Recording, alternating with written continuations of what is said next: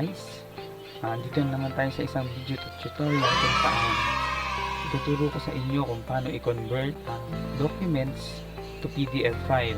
Pero bago ang lahat, bakit natin kailangan i-convert ang documents to PDF file? Ano nga ba ang meaning ng PDF file? Sagutin natin lahat yan mamaya. At kung interesado kang panoorin ang video tutorial na ito, just keep on watching.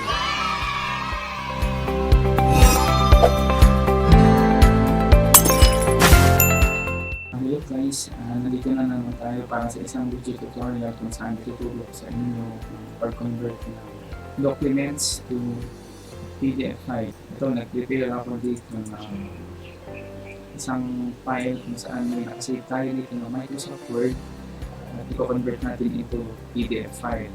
Pero bago na lahat, bakit nga ba natin kailangan i-convert documents to PDF file? Isa sa main reason kung bakit is ganito. For example, papapalit ko sa labas kasi wala ako sariling printer. Papacheck ko kay teacher or sa aking boss. Pwede kasi ang mangyari bago mo i-save yan is mag-brown siya. Oh no! Ang tendency niya, during submission, nakikita mo na bakit nabura yung mga natin. Inayos ko ito, pinakuyatan ko ito, pinakyaran ko ito. A few minutes later. At pag-proceed na tayo ngayon dito sa ating process naman kung paano natin ito. So, yan.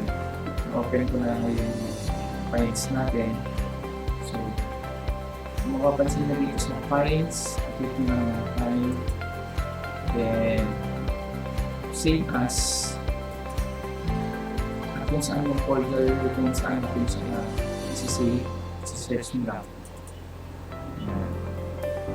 Dito sa ginawa ko, sa desktop natin isi-save, so sa desktop din natin sa email.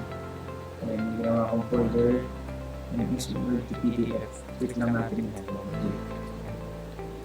Kapag nandito ka na guys, mapapansin mo dito sa baba, save as type. Ito lang yung arrow down at ikikita mo sa baba na nangyari. Pwede na nakikita na itong PDF. Click ko lang yan at pinigutin itong options. Ngayon, kung depende sa ilang page yung kailangan mong convert. Meron kasi tayo isang page lang. So, itong current page na pindutin natin. So, kung marami naman yung page na yun is pwede mong pindutin itong all. Okay. Dito sa ating video tutorial na isang page lang naman yung ating Microsoft Word. So, save lang natin siya. A few inches later. Okay guys.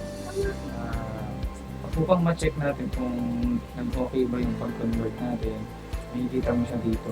Ayan guys, naging .pdf na siya. Ano nga ba ang meaning ng .pdf na file extension? Ang meaning kasi nito is portable document format.